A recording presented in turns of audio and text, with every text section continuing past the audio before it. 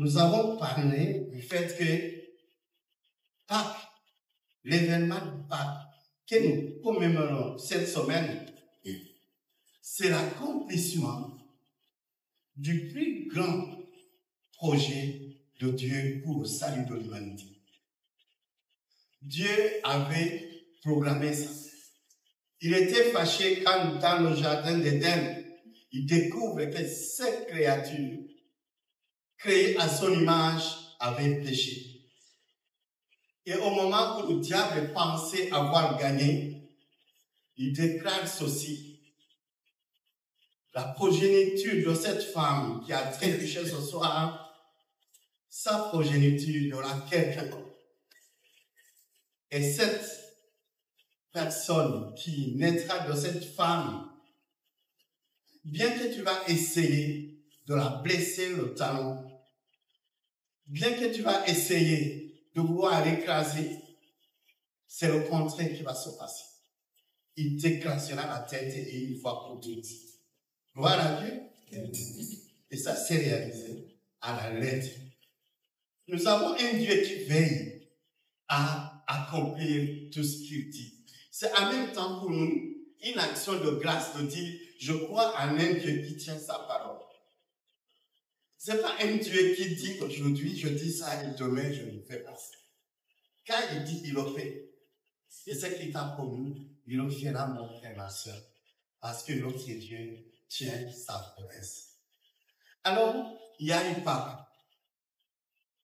La question qu'on peut se poser ce soir, qu'est-ce qu'on retient de ces événements? Mais avant de continuer, permettez-moi que je demande pardon au frère John qui avait posé la question hier sur Malachie, chapitre 5, verset 2. Je ne réponds pas pour le moment et quand le moment de questions va venir, je vais essayer de me rappeler pour que ce soit la première question à laquelle je vais répondre. Alors, mes chers frères, mes chères sœurs, nous avons noté en conclusion, puisqu'on a vu hier, que l'amour et la vérité triompheront toujours contre la haine et le mensonge. L'amour et la vérité triompheront toujours contre la haine et le mensonge. C'est un dicton d'un président Václav Havel, un dramaturge, voilà, tchèque, qui disait l'amour et la vérité finissent par triompher contre la haine et le mensonge. Alors, chers frères, chères sœurs, en attendant maintenant la venue de ce royaume céleste que Jésus est venu déclarer, quelles sont les grandes leçons à retenir des événements de Pâques? J'en ai noté 4. Il y en a beaucoup. Parce que si on commence à regarder toutes ces leçons, on n'allait pas finir. Mais j'ai noté 4 que nous allons ensemble essayer de décortiquer. La première leçon, c'est que Pâques signifie, en quelque sorte, c'est le passage de la mort à la vie. C'est un moment de restauration. Passage de la mort à la vie.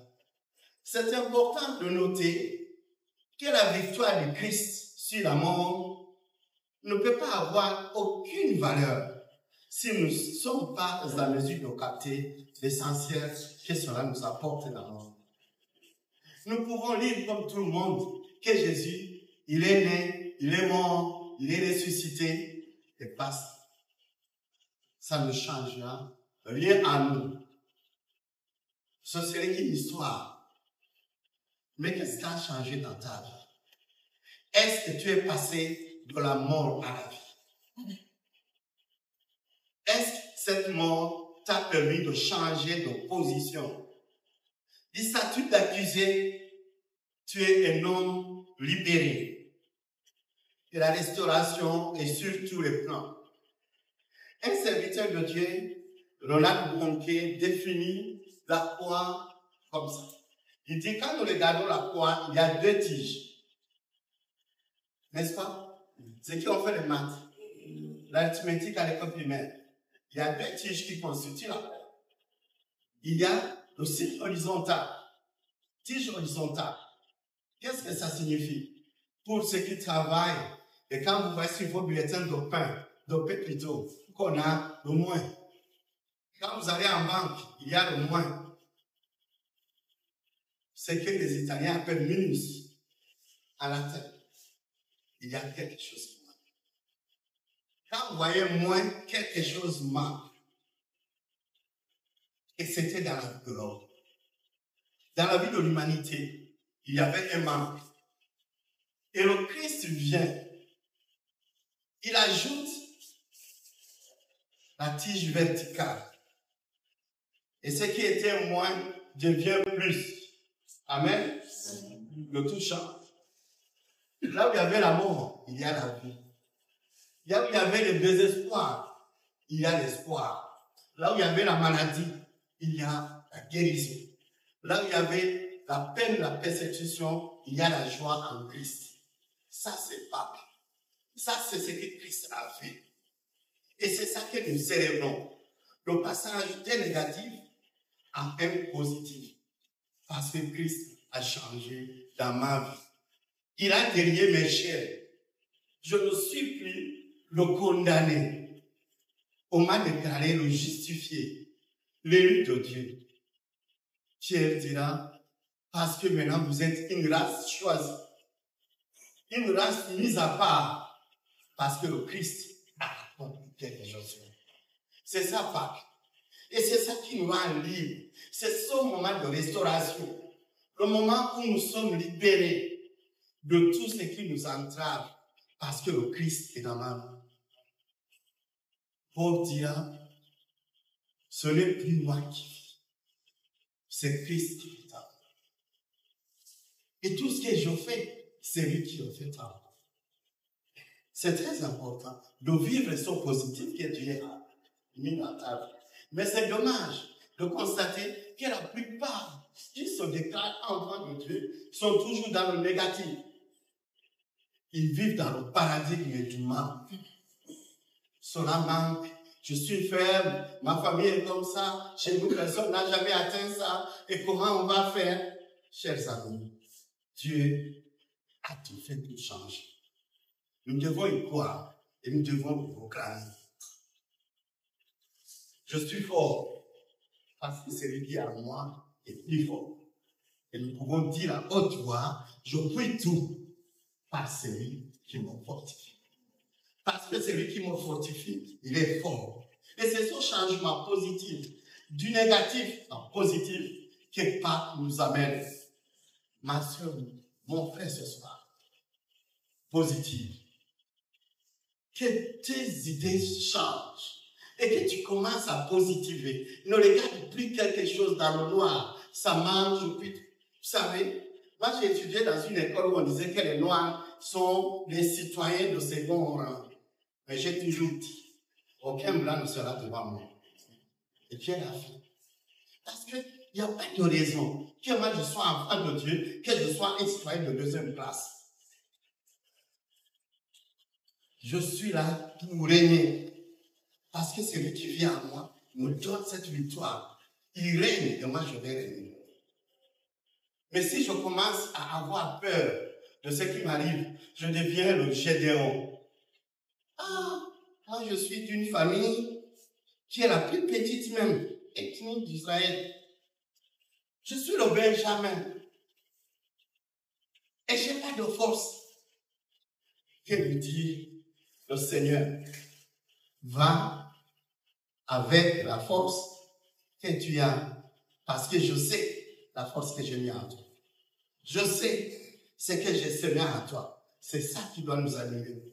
Grâce à l'œuvre accomplie sur la croix, je vous invite à lire Romains chapitre 5, verset 8. Parce que tout ce que nous disons, nous devons le soutenir par la parole de Dieu. Ça ne va pas être seulement des déclarations. Romains chapitre 5, verset 8.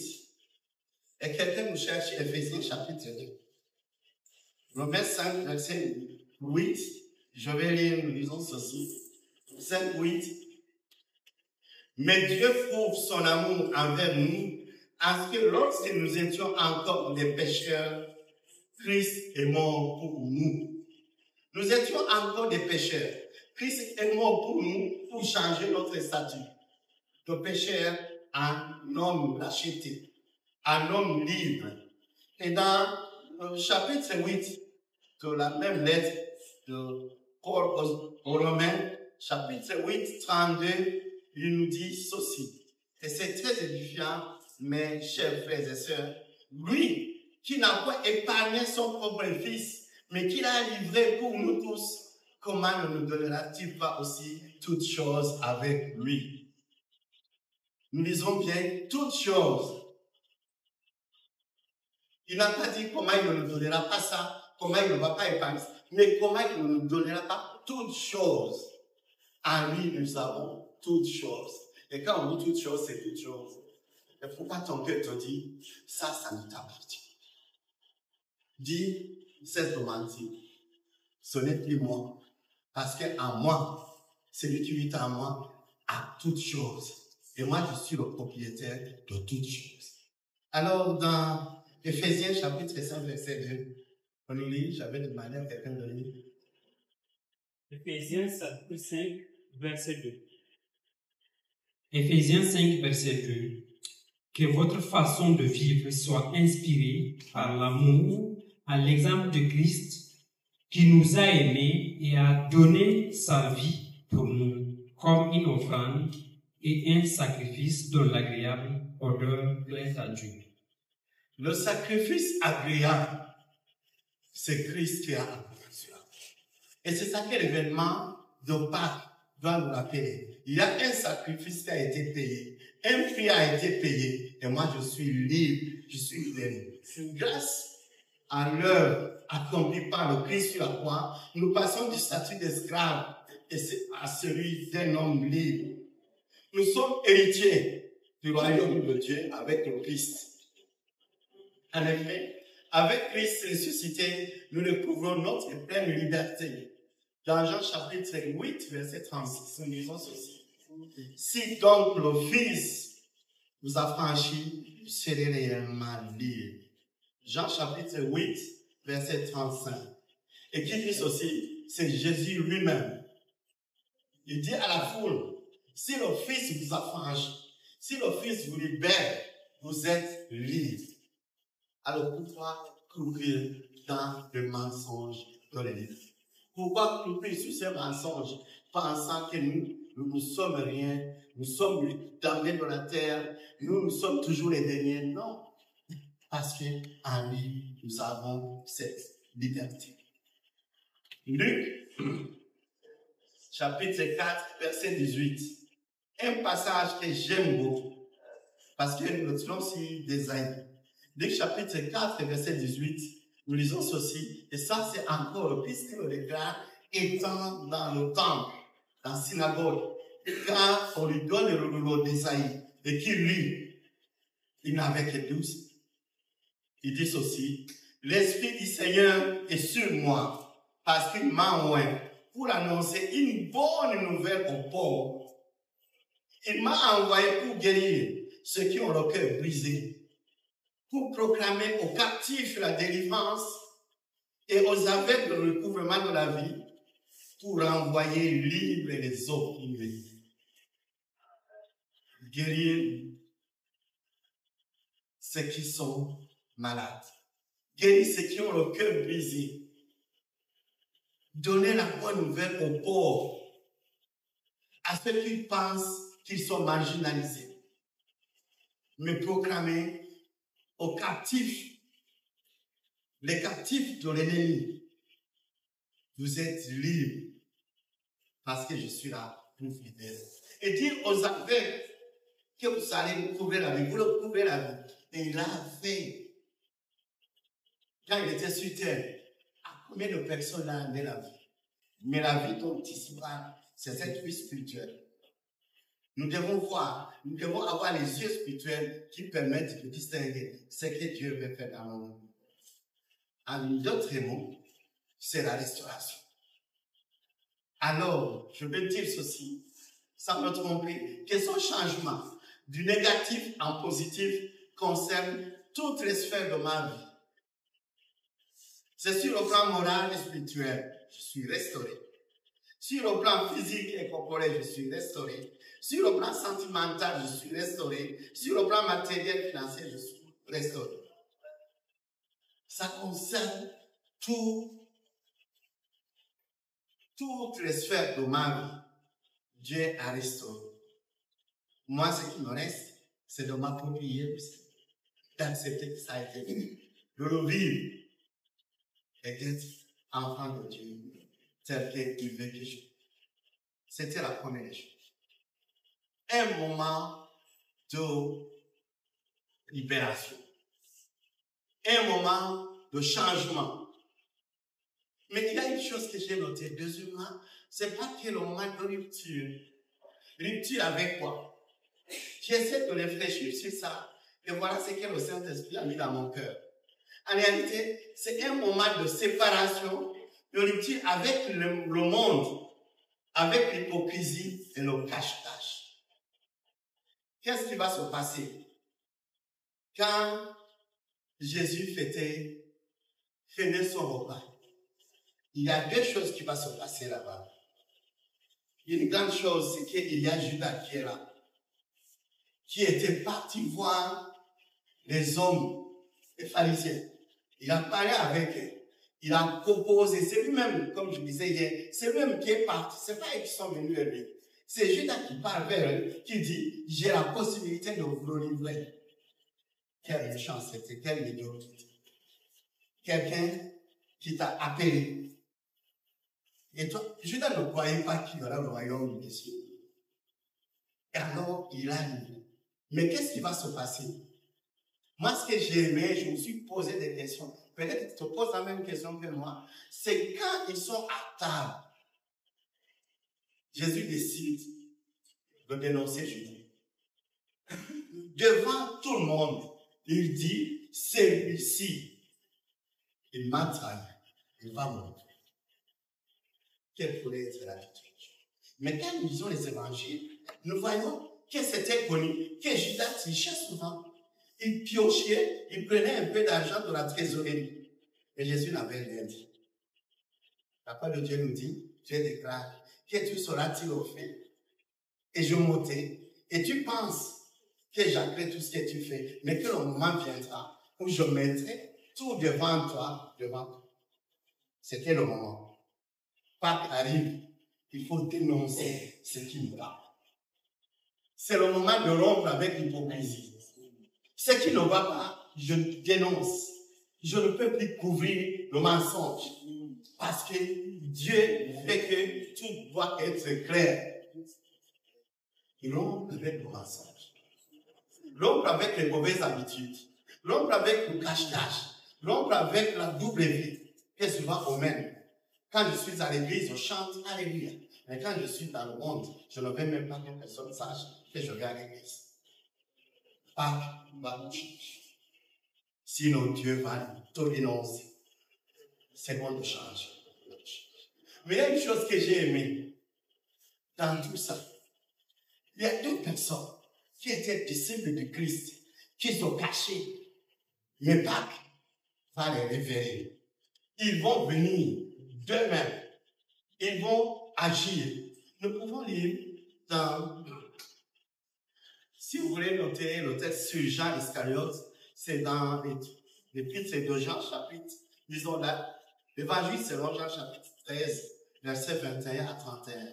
C'est là où nous lisons que Judas fut démasqué. Et il fallait qu'il change sa position. Malheureusement, Judas n'a pas changé sa position. Mais il y a deux autres personnes. Il s'agit de Nicodème et Joseph d'Arimathie. Les disciples nocturnes du Christ, ils sont cachés. Mais déjà, nous voyons dans l'épître de Jean, disons, l'évangile selon Jean, chapitre 3, verset 17, il y a Nicodème qui vient voir Jésus la nuit, et Jésus lui dit comment on peut naître de nouveau.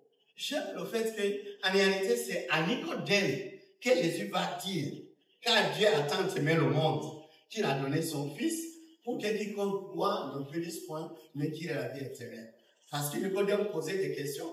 Comment moi, adulte, à mon âge, je peux retourner dans le ventre de ma mère et naître de nouveau? Puisque Jésus lui dit, il faut naître. Il faut que quelque chose change dans ta vie. Et Nicodème pose une question. Et Jésus lui dit, tout est grâce, parce que Dieu a tant aimé le monde. À cause de l'amour qu'il t'a aimé, il a donné son fils. Et certainement que cette parole ont-ils retenti dans la tête de Nicodème quand il a constaté que Jésus était mort. Voilà le moment où mon salut se réalise. Je ne peux plus cacher ça. Et qu'est-ce qu'ils vont faire? Quelqu'un nous lit dans Jean chapitre 19, versets 38 à 40. Évangile selon Jean, chapitre 19, versets 38 à 40.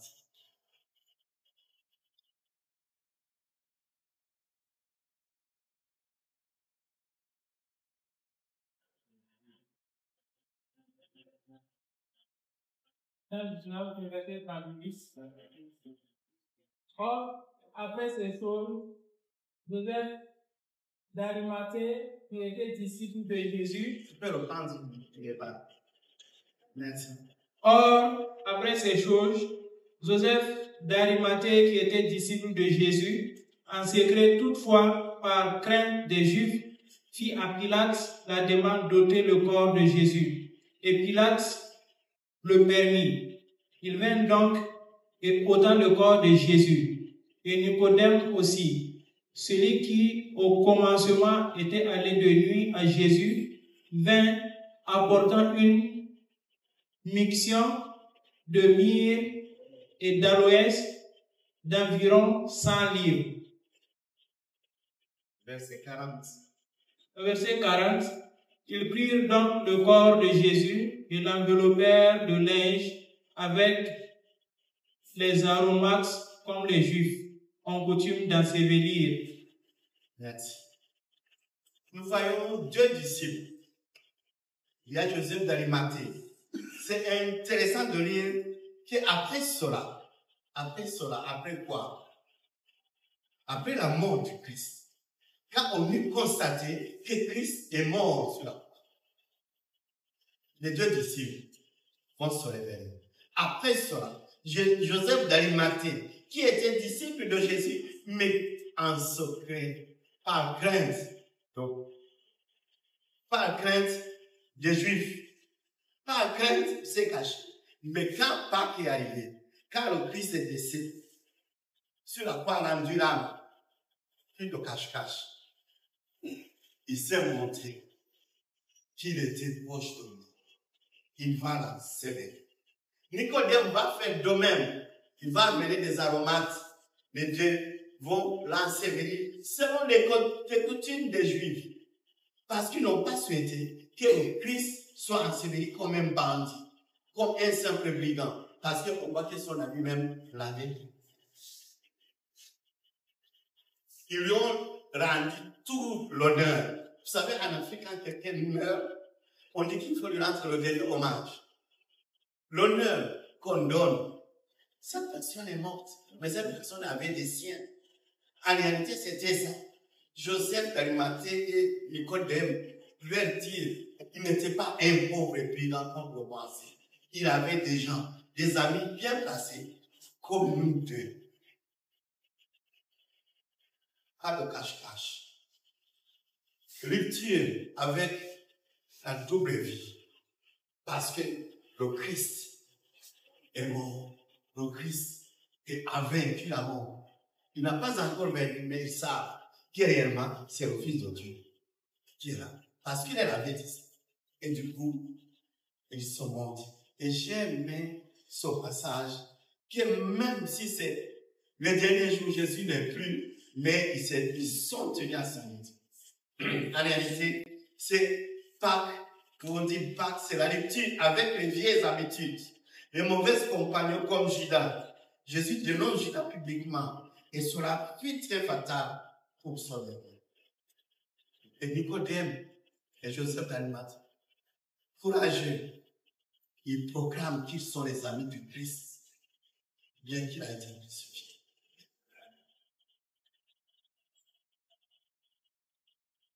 Tu es ami jusqu'au bout. Ou bien c'est quand les moments sont beaux que tu es ami. Soyons amis jusqu'au bout. Soyons amis jusqu'au bout. Chez nous, il y a un adage qui dit que les amis se connaissent dans les moments difficiles. C'est là qu'on connaît les vrais amis. Joseph d'Arimathée et Nicodème se sont montrés être les vrais amis du Christ.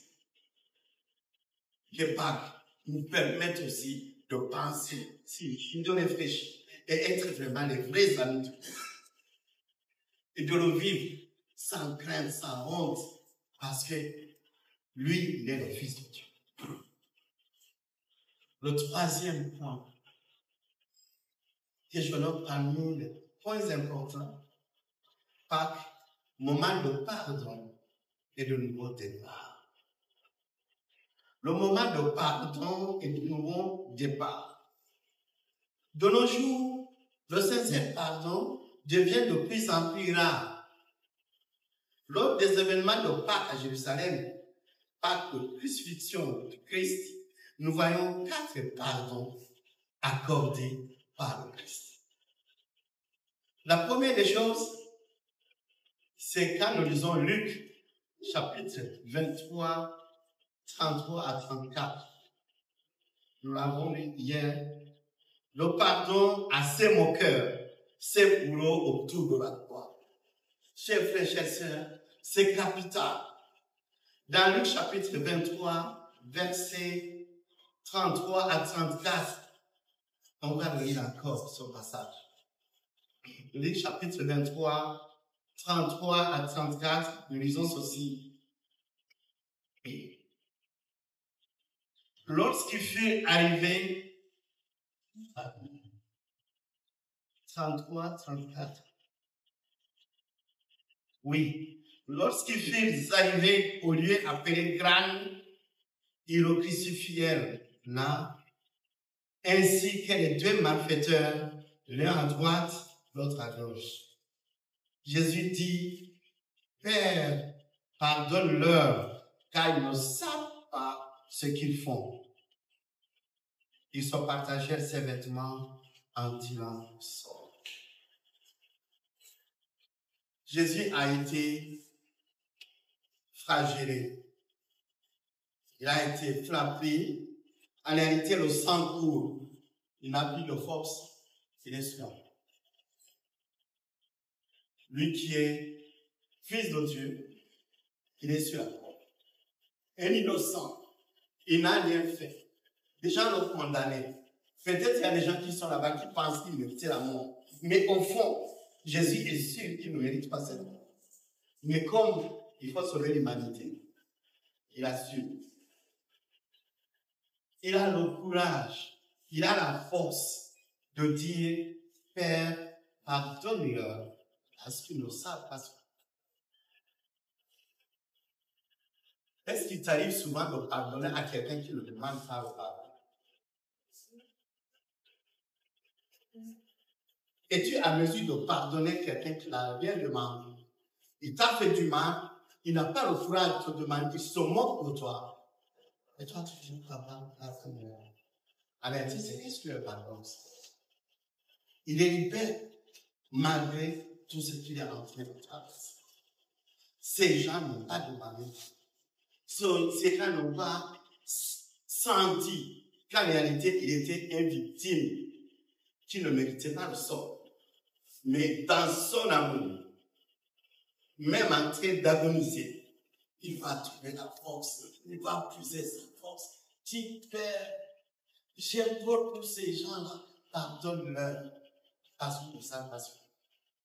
Ils ne savent pas qu'ils sont en train de m'amener vers la victoire. Ils ne savent pas que je suis en train d'avancer vers quelque chose de fantastique, parce que je vais libérer le monde. Pourquoi j'étais venu? Alors, oui, nous devons pardonner nos ennemis. Nous devons pardonner ceux qui nous font du mal, même si je ne demande pas pardon. Et pourquoi? Parce que quand je pardonne, cela me libère. D'abord, c'est pour ma propre paix que je dois pardonner. Quand je pardonne, cela me libère. Quand je pardonne, j'essaie d'exprimer combien Dieu m'a pardonné. Je ne le méritais pas. Dieu m'a pardonné. À forte raison, je pardonne les autres. Parce que dans Éphésiens chapitre 2, verset 8, nous lisons que c'est par la grâce. Battery in charge. Nous avons été sauvés par le moyen de la foi. Et que cela ne vient pas de nous. C'est le don de Dieu. Alors, si nous pouvons nous imaginer combien Dieu nous a aimés et ce qu'il a fait pour nous, nous allons trouver que le pardon que Dieu m'a accordé a encore plus de valeur si je devrais payer son pardon. Et que libérer mon frère, libérer ma sœur en le pardonnant, à ne pas le garder prisonnier dans mon cœur, c'est encore quelque chose qui vaut la peine. Libère ton frère, libère ta sœur. Que ces pactes ne passent pas avec quelqu'un que tu détiens dans ton cœur, que tu dis jamais de la vie. Lui là, non. C'est que tu n'as pas rencontré la grâce. Que Dieu te donne la force. Ce n'est pas facile de pardonner. Ce n'est pas aisé. C'est Dieu seul qui nous permet de le vivre. Et ce qui est bon, qu'est-ce que ça va provoquer le pardon du Christ? Car le Christ pardonne. Nous lisons dans Marc chapitre 13, verset 39. Il y avait un centenier qui était là. Il n'était pas disciple du Christ. Mais le fait qu'il a écouté certainement ce que Jésus a dit et que Jésus meurt dans cet aspect de pardon. Marc chapitre 13, verset 39, nous lisons, le centenier qui était en face de Jésus, voyant qu'il avait expiré de la sorte, dit assurément, cet homme était le Fils de Dieu. Quand tu pardonnes et que tout le monde sait qu'en réalité, tu n'étais pas obligé de le faire, les gens diront c'est quelqu'un de bien. Le geste du Christ sur la croix amène le centenier à reconnaître qu'il était sérieusement le Fils de Dieu. Voilà le fruit du pardon. Le fruit du pardon. Alors, il y a un deuxième pardon que nous voyons. C'est le pardon au brigand qui se répand et reconnaît la Seigneurie du Christ. Quand nous lisons dans Luc, chapitre 33, verset 39 à 43, il y a un brigand, puisqu'il était crucifié au milieu de deux brigands. Il y a un qui lui dit, ah, si tu es le Fils de Dieu, là, il faut te libérer, puis tu vas nous libérer aussi. Et l'autre lui dit, tu n'as même pas honte. Tu n'as même pas la peine de Dieu. Parce que lui, il n'a rien fait. Mais nous méritons notre sort. Et j'aime cette phrase. Seigneur, souviens-toi de moi. Et c'est tout. Il reconnaît qu'il est le Fils de Dieu. Il reconnaît qu'il n'a pas de tort. Mais il reconnaît aussi que le Christ peut se supérieur de lui. Il croit que le Christ, ça a fait de passer la croix. Amen. Amen. Reconnaître que la mort sur la croix n'est pas la fin. L'amène à dire souviens-toi de moi. Et Jésus lui dit, je te donne rendez-vous au ciel, au paradis. Je te donne rendez-vous. Mais j'aime ça parce que à ce brigand, Jésus ne dit pas d'aller se faire baptiser. Ce brigand, Jésus ne dit pas d'aller demander pardon à tout ce que tu as voulu. Ce brigand, Jésus ne dit pas, il y a ça et ça. Jésus dit, toi qui me connais, que je suis celui qui a le règne. Toi qui reconnais que je suis véritablement le Fils de Dieu. Aujourd'hui, tu seras avec lui. Amen. Gloire à Dieu. Aujourd'hui, tu seras. Voilà le deuxième pardon. Mais il y a un troisième pardon qui nous touche tous. C'est le pardon accordé à Pierre. Pierre est la chair. Pierre qui connaît Jésus. D'abord, nous notons une chose. Pierre est un premier disciple qui est appelé par le Christ. Quand nous disons, ceux qui prennent les notes, vous pouvez noter, c'est au niveau de Marc chapitre 16, chapitre 1, versets 16 à 20. Jésus appelle Pierre, Simon Pierre, avec André. Qu'est-ce qu'il leur dit? Je ferai de vous des pêcheurs d'hommes. Il a appelé. Et nous lisons que Pierre et ses amis, ils ont jeté leurs barques et leurs filets, ils l'ont reçu. Quand nous lisons les évangiles, nous ne voyons pas d'autres disciples comparables à Pierre. Il est brillant. Il reconnaît que le Christ, c'est le Messie qui devrait venir. Jésus lui dit, ça ne vient pas de toi. C'est certainement le Saint-Esprit qui va venir. Il lui dit, il ne faut même pas. Simon Pierre a le privilège de monter avec le Christ sur le mont de la transfiguration. Il voit Jésus dans sa gloire.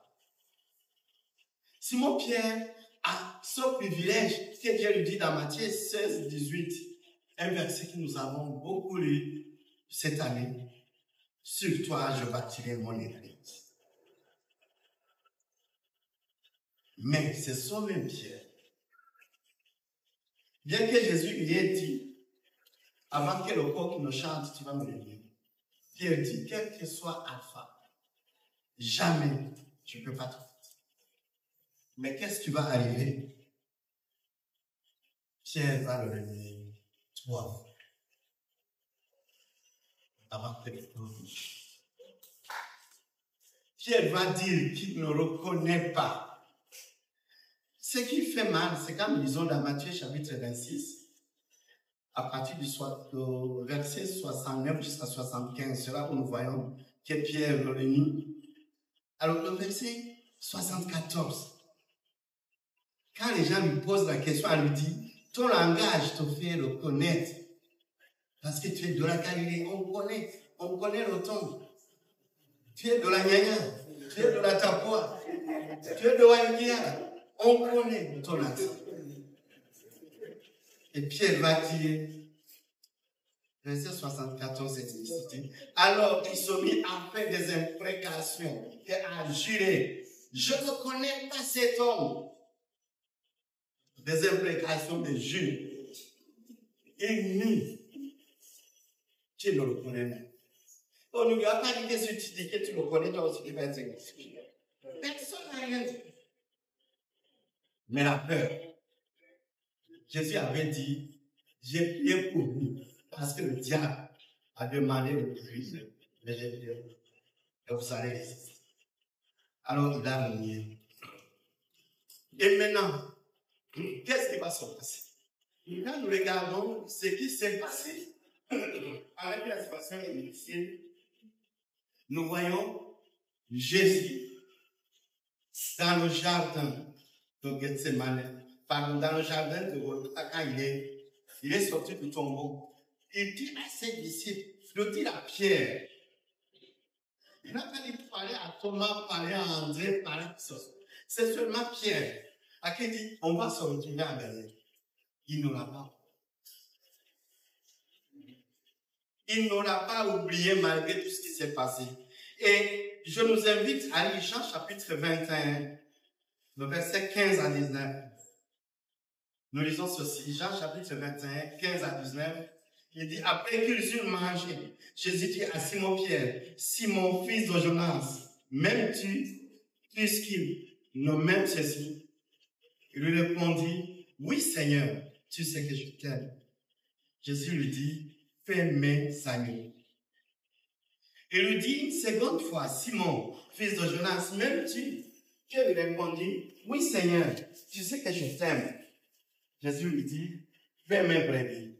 Il lui dit pour la troisième fois, Simon, fils de Jonas, même tu, qui es fait attristé de ce qu'il lui avait fait, lui avait dit pour la 3e fois, même tu, il lui répondit, Seigneur, tu sais toutes choses, tu sais que je t'aime.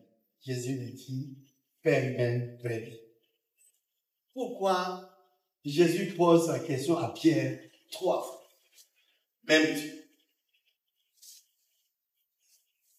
Certainement. 3 fois tu m'as renié. Je dois me rassurer que 3 fois tu m'aimes.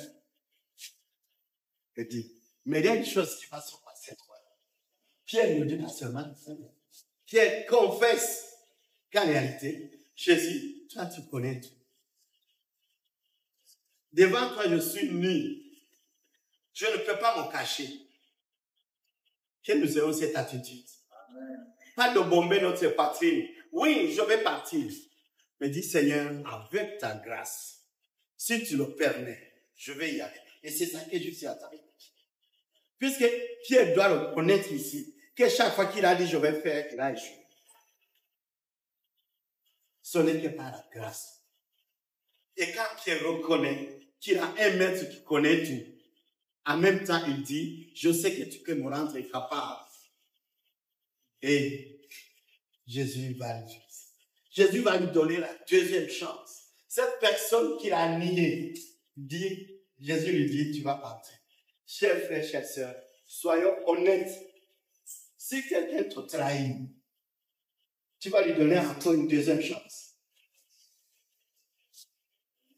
Tu as ancien fidèle. Tu embauches quelqu'un, tu lui donnes la caisse, il vide, il s'en va. Et maintenant, on l'attrape quelque part. On le met au Nouf, en prison. Et maintenant, il sort, il revient. Et tu lances encore le recrutement. Il vient, c'est le même serveur. Ça, c'est Jésus seul. Soyons honnêtes, c'est Jésus seul qui le fait.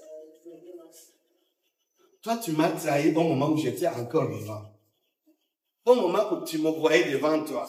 Quand je serai monté au ciel, et que c'est toi ceux qui gèrent mes brebis, dois-je te faire confiance? Oui, Jésus, là. Un nouveau départ. C'est pas. Rupture avec les anciennes habitudes, un pardon sincère et un nouveau départ. Je t'ai pardonné. Je te reconnais, mais je te donne un nouveau départ. Avec le sang de Jésus sur la croix, nous avons un nouveau départ. Quel que soit notre passé, quel que soit ce que nous avons traversé, quelle que soit la route dans laquelle nous sommes mêlés, il nous dit, je te donne un nouveau départ parce que je te restaure. Tu es un homme nouveau. Les choses anciennes sont passées. Toutes choses deviennent nouvelles. Ça, c'est le Christ. Ça, c'est Pâques. La victoire sur la croix nous donne une nouvelle chance, une nouvelle donne, parce que fait de nous de nouvelles créatures. Les choses anciennes sont passées. Gloire à Dieu. Dieu seul est capable de le faire. Dieu seul est capable de nous donner la 2e chance. Et si Dieu nous a donné la 2e chance, acceptons aussi que nos frères et nos sœurs puissent aussi avoir la 2e chance que Dieu donne. Mais souvent, quand quelqu'un a fait une faute, nous jetons. Fini, je ne veux plus même en parler. Et là, nous sommes dans l'église. Nous sommes pas les disciples. Si nous sommes les disciples du Christ, nous devons prendre les brebis qui sont poiteuses, qui ont des soucis, et les entretenir. Parce qu'ils sont aimés par Dieu. Dieu donne la 2e chance. Ça, c'est pas qui l'ont fait. Là où les gens nous ont condamnés, Dieu nous a restaurés et nous dit, je vais partir avec Dieu. Alors, avant d'aborder le 4e point, le dernier point, qui est la Sainte Seine, regardons ce modèle de pardon. Pourquoi vraiment? Je pense que le pardon est capital. Quand mon épouse et moi, nous accompagnons les gens pour le mariage, nous aimons insister sur le pardon. se débarrasser du passé pour commencer une nouvelle. Regardons une chose. Jésus sur la croix, il dit, Père, pardonne-leur. Et il ne dit pas ça après avoir dit, Père, entre tes mains, je remets ma main. Il pardonne parce qu'il peut entrer maintenant dans son repos, dans son Canaan. Sans le pardon, on ne peut pas entrer dans son vrai repos. Parce que nous avons quelqu'un qu'on emprisonne dans nos cœurs. Ma soeur, mon frère, tu ne dors pas parce qu'il y a quelqu'un que tu as emprisonné. Soit c'est ta maman, c'est ton oncle, c'est ta tante, à qui tu dis, fini, je ne veux plus parler de lui. Maintenant, il ne me voit même pas. Et tu ne peux pas vivre la plénitude.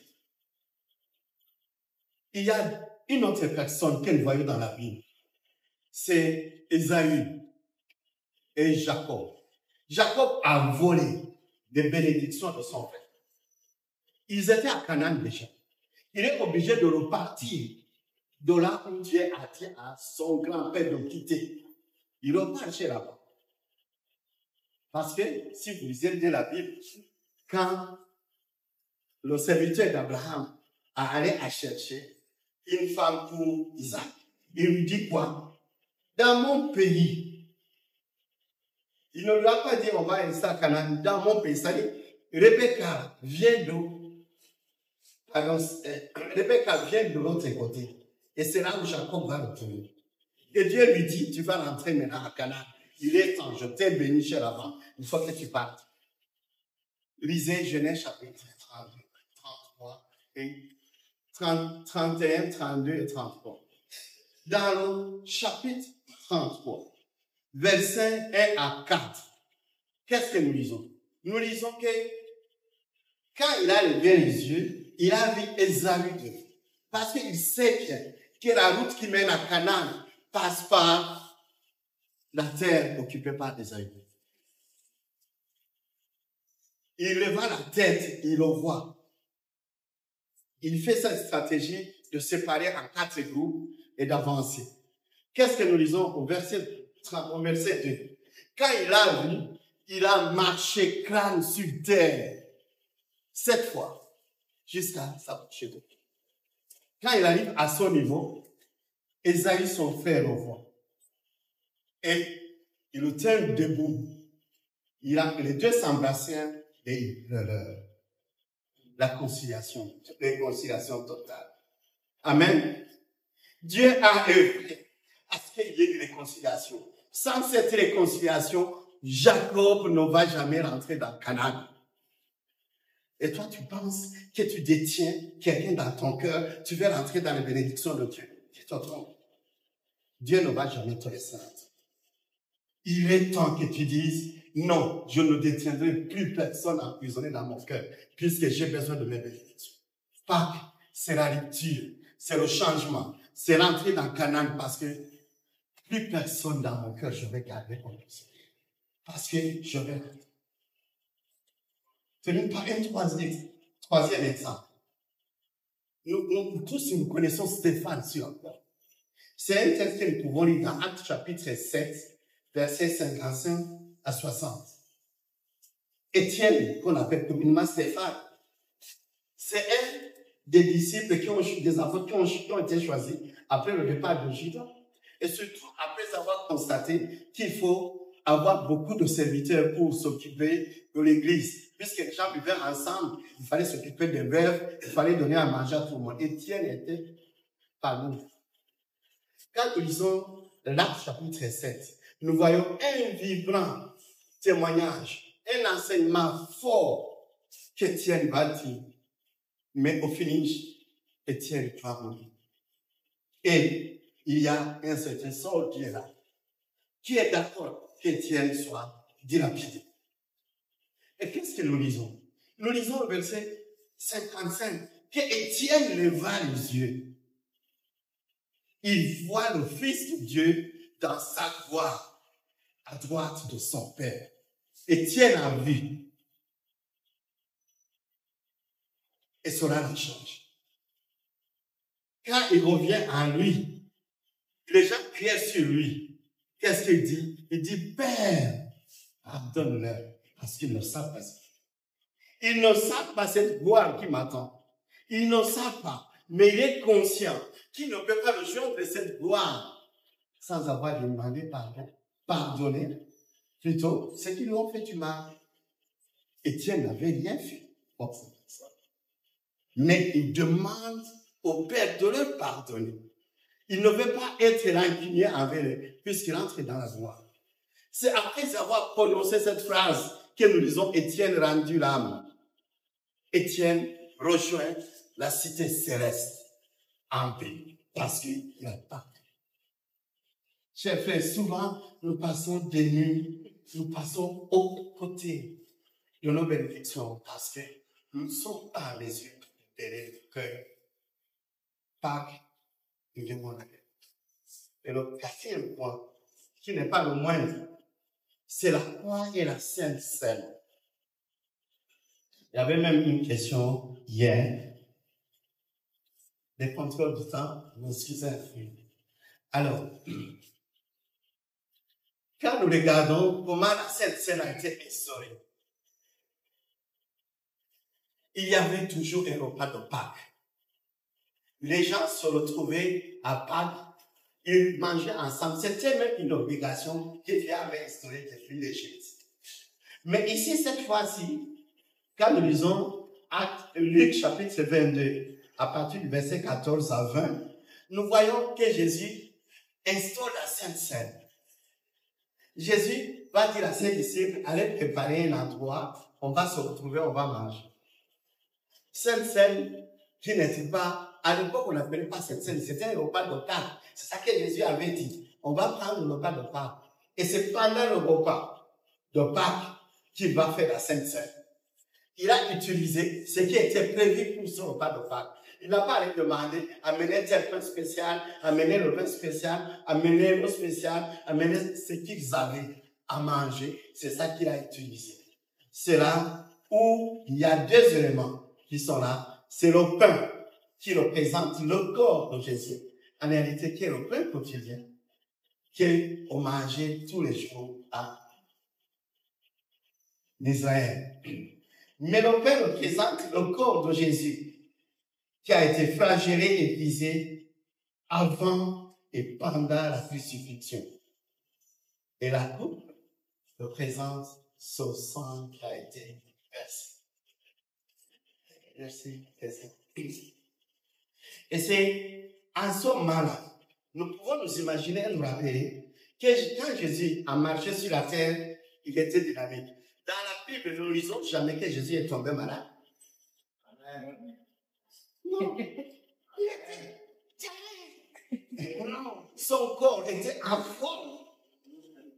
On ne dit pas qu'il soit couché parce qu'il est tombé malade.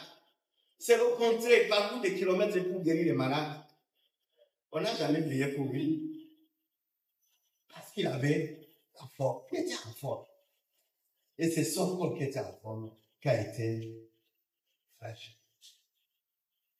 Alors, mais avant que Jésus nous soit allé sur la croix, il a été cruellement fragilisé par les soldats romains. Mais son corps a été déchiqueté quand il était suspendu sur la croix.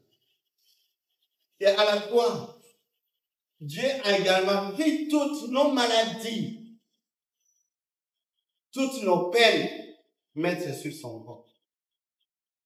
Ésaïe le dit, dans Ésaïe 53, à partir du verset 5 à 7, ce sont nos maladies qu'il a faites. Ce sont nos meurtrissures qu'il a pris pour nous. Nos blessures, il les a portées. Et nous l'avons considéré comme s'il était abandonné par Dieu. Parce que Dieu lui a donné tout. Il a porté. Et ça, il est sur la croix. Et ce qui est juste, ce qu'il est dit, par ces meurtrissures, nous sommes guéris.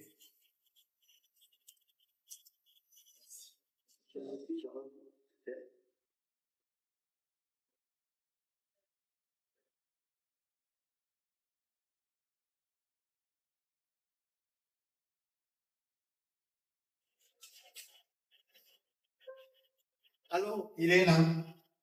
Il a tout porté sur lui. Et l'apôtre Paul nous dira que le sang de Jésus apporte le pardon des péchés. Appelé dans Colossiens chapitre 1, verset 14, ou bien Ephésiens chapitre 1, verset 16. Alors, la question qu'on se pose ce soir, pourquoi les chrétiens nés de nouveau doivent participer à la Sainte Seine? Pourquoi nous, en tant que chrétiens, nous devons participer à la Sainte Seine? Chacun de nous peut répondre, mais je vais dire ceci. En plus d'être né de nouveau en Christ, un corps et un esprit saint sont les plus grandes bénédictions que nous puissions avoir. Chacun de nous fait pour être en bonne santé, pour être en forme. Et c'est ça qu'on espère avoir, même étant maladie souvent. Et la Sainte Seine est le canal ordonné par Dieu pour la guérison et la plénitude. La Sainte Seine, c'est un canal que Dieu utilise pour nous guérir. Vous allez constater que chez les catholiques, quand quelqu'un est gravement malade, il demande à ce qu'on lui amène l'Eucharistie à l'hôpital. Il va faire la Sainte Seine. Et il croit que dans cette scène, Dieu va opérer. Mais nous, évangéliques, c'est comme si c'est un pain. Comme on prend bien. On ne voit pas qu'il y a la puissance. Je ne dis pas que le pain et le vin, bien la coupe que nous prenons, c'est le sang de Christ. Mais ça symbolise, nous devons croire que Jésus a fait quelque chose pour nous. On se rappelle qu'on serait mort. Alors, qu'est-ce que nous avons comme instruction? C'est que nous devons nous souvenir de lui lorsque nous prenons la Sainte Seine. Jésus a dit quoi? Chaque fois que vous prenez ceci, faites-le en mémoire de moi. C'est-à-dire, si nous prenons la Sainte Seine, pas en mémoire de l'œuvre accomplie par le Christ sur la croix, nous n'avons pas pu montrer Sainte Seine. Ça doit être un moment où toi, pas seulement parce que devant on a prié, que tu as toi-même, tu es convaincu que le moment que tu es en train de vivre, c'est le moment où il y a le Christ qui a fait quelque chose pour moi. Et que j'accepte son sacrifice. Parce que ça m'a fait du bien. Ça me rend enfant de Dieu. Jésus voulait que nous soyons conscients de la façon dont son corps a été brisé pour notre intégrité. Que son sang a été versé pour le pardon de tous nos péchés. Et chaque fois que nous participons à cette prise de conscience, nous annonçons la mort du Seigneur jusqu'à ce qu'il vienne. Selon 1 Corinthiens chapitre 11, verset 26. Chaque fois que nous prenons le pain et la coupe, nous annonçons la mort du Christ jusqu'à ce qu'il vienne. Alors, chers frères, chères sœurs, la Sainte Seine, c'est pas un rituel. C'est pas un rituel chrétien. C'est très fort. Parce que ça symbolise et ça nous montre ce que Jésus a fait pour Jésus. Et c'est très important. Alors, aujourd'hui, quand nous prenons le pain, nous déclarons que la santé de Jésus et la vie divine coulent dans nos corps mortels. C'est ça que tu déclares. Je prends le corps du Christ, je prends ce qu'il a fait, c'est sa santé forte qui coule en moi. Et quand nous prenons la coupe, nous déclarons que nous sommes pardonnés et que nous avons été rendus justes par son sang qui a été versé. Le sang de Jésus nous donne le droit d'être debout devant Dieu et nous pouvons aller avec assurance dans la présence de Dieu. Hébreux chapitre 4, verset 16. Nous pouvons aller devant Dieu parce que nous sommes justifiés. Il y a le sacrificateur qui nous a et qui a payé pour nous et nous sommes rendus vainqueurs. Nous sommes rendus justes. Alors, comment puis-je prendre part à la Sainte Seine? Je vais dire ceci. avant de participer, j'aimais cette leçon. C'est un auteur qui a bien écrit cette partie et dit, avant de participer, souvenez-vous que la Sainte Seine, comme je le disais, n'est pas un rituel, mais une bénédiction que nous recevons. Parce que il n'est pas même prescrit combien de fois nous devons prendre la Sainte Seine. Il y a des églises où la Sainte Seine se passe dans les maisons. Quand les familles se réunissent, si tout le monde est né de nouveau, on fait la Sainte Seine. C'est ça qui se passait dans l'église primitive. La Sainte Seine dans les maisons. Quand moi j'étais à l'université, on avait un groupe biblique et le pasteur avait autorisé que dans notre groupe biblique, c'était un GBI, on célébrait la Sainte Seine. Et on ne pensait personne. Mais aujourd'hui, il y a des rituels, il y a des endroits où on doit être. Je ne suis pas en train de dire qu'à ce moment-là, on ne fait pas bien. Moi, je vais me mettre en Sainte Seine pour eux. Parce que, dis en notre berger qui est l'ancien demande. À ce que chaque image, on passe Sainte Seine. Chaque fois qu'on se réunit, on passe Sainte Seine. Alors, comment participer? Voilà un joli souci. Souvent on prie pour le pain, n'est-ce pas? Mais il y a une prière. Et j'ai aimé ça parce que quand j'étais encore au pays, mon oncle aimait me dire ceci. La Sainte Seine, c'est pas un moment d'être frustré, mais c'est un moment de confession. Un moment très fort. Quand tu prends le pain, il faut que tu lies dans toi ce qui s'est passé avec ça. C'est le corps du Christ. Et que tu puisses dire, Seigneur Jésus, je te rends grâce parce que ton corps a été donné pour moi. Parce que grâce à ce que tu as fait, tu as subi pour moi, tu m'as sauvé. J'accepte, Seigneur, et je te dis merci parce que je te suis reconnaissant. Ce sont les moments de témoignage et d'action de grâce.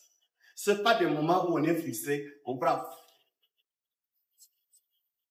Nous devons le vivre. Nous devons l'intégrer. Vous avez constaté qu'ici à Zogona, ce n'est pas tout le monde qui prend un groupe et puis qui fait comme ça. Il y en a qui prennent le temps de méditer, de proclamer. C'est le moment. Tu dis, Seigneur, grâce à ton sang versé, je suis rendu juste et je te bénis pour ce que tu as fait pour moi. Rends grâce à Dieu pour ce qu'il a fait. Ne prends pas comme si tu étais dans un marché, bien dans un restaurant, on a amené café, tu prends. Amen. C'est le sang de Christ. C'est le sang de Christ. Ça ne s'est pas transformé, mais c'est un symbole de ce qui a été. Et prends ça avec action de grâce, avec reconnaissance pour ce que Dieu a fait pour toi. Alors si tu te poses la question, comment le faire? J'ai noté une petite prière. Merci Père pour le don de ton Fils, pour les coups qu'ils sont tombés sur son dos. Mon corps est guéri de la couronne de ma tête. C'est à partir de la tête jusqu'aux pieds. Je suis guéri par les maîtrisures de ton Fils Jésus. Et quand nous prenons la coupe, nous disons, Seigneur, je te loue et je te remercie pour le sang précieux. Il y a pour moi. Et j'accepte ça comme source de salut pour ma vie. En conclusion, la Sainte Seine n'est pas un rituel. Ce n'est même pas un choix. Tu ne dois pas choisir si tu fais la Sainte Seine ou pas. C'est un commandement. Jésus dit, chaque fois que vous réunissez, prenez cela en mémoire de moi. C'est un commandement. Il y a une question qui est là. La parole de Dieu nous dit que si tu sens que tu n'es pas fait parce que tu as un péché dans ta vie, tu te reproches de quelque chose, ne prends pas la coupe. Ça, c'est le but. Mais je te pose la question. Comment toi tu fais d'avoir un péché non confessé dans ta vie? Quitter la maison, souvent tu fais 1 mois, 2 mois, tu ne vas pas à Sainte-Seine parce qu'il y a quelque chose, tu ne t'en vas pas confesser. Et c'est normal. Il y a quelque chose qui s'est passé. Entre toi et ton Dieu, il y a une rupture parce que tu as péché. Tu demandes pardon et accepte qu'il t'a pardonné. Et vis ta vie normale. Mais il y a quelqu'un que tu verras 1 mois, 2 mois. Il y a des gens dans cette église que moi j'apporte pour demander pourquoi tu n'as pas pris la Sainte Seine. Maintenant, comme je me suis pris ancien, je ne me souviens pas. Mais ces gens se reconnaissent. J'aurais demandé pourquoi tu n'as pas pris la Sainte Seine. Parce que ça me met mal à l'aise. Je m'inquiète pour ta vie. Parce que je trouve que c'est pas normal. Et quand ces personnes commencent à te dire ce qu'il y a, tu vois, c'est quelque chose de banal. Et c'est le moment de l'amener à accepter cette grâce de Dieu et de participer à la Sainte. S'il y a un péché non confessé dans nos vies, on s'abstient. Mais nous n'avons pas à rester. Parce que la parole de Dieu nous dit, si Dieu est en colère, ne fait pas toute la jeunesse. Alors, en conclusion générale, et le point culminant qui marque l'accomplissement du plus grand projet du salut. Le plus grand projet de Dieu pour le salut de l'humanité. Après la chute de l'homme dans le jardin d'Éden, par le suffère qu'il avait causé, Dieu a tout fait pour écraser la tête du serpent et nous donner la victoire finale. Cette victoire a été confirmée par la résurrection de la mort de notre Seigneur Jésus après 3 jours d'enfant. Résurrection qui eut lieu dans un climat de panique, une résurrection qui est complète. Jusqu'à présent, personne ne dit que Christ n'est pas. Il y en a qui disent qu'il est ressuscité, mais ce n'est pas lui qui était mort. Il y en a qui peuvent nier ça. Mais la vérité est là. Les preuves sont là. Christ est mort, Christ est ressuscité. Alors, en commémorant cette victoire de Christ, en fête de Pâques 2025, j'aurais souhaité que notre regard se focalise sur ces points-là. Le pardon sans limite, il crée pour entrer dans notre destin.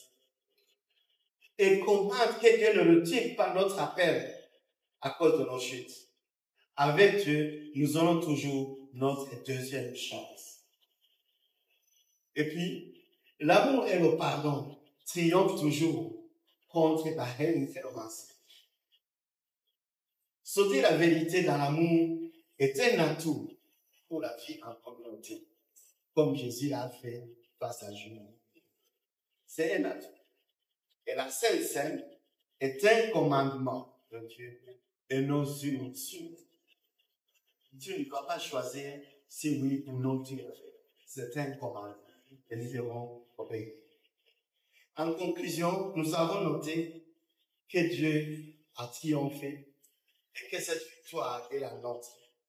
Alors, je terminerai en disant que la victoire du Christ soit notre victoire. Victoire sur le monde qui nous menace, mais que aussi cette victoire marque le fait qu'il n'y aura plus de zone d'ombre dans nos vies. Et que cela ouvre pour nous de nouveaux horizons. Que Dieu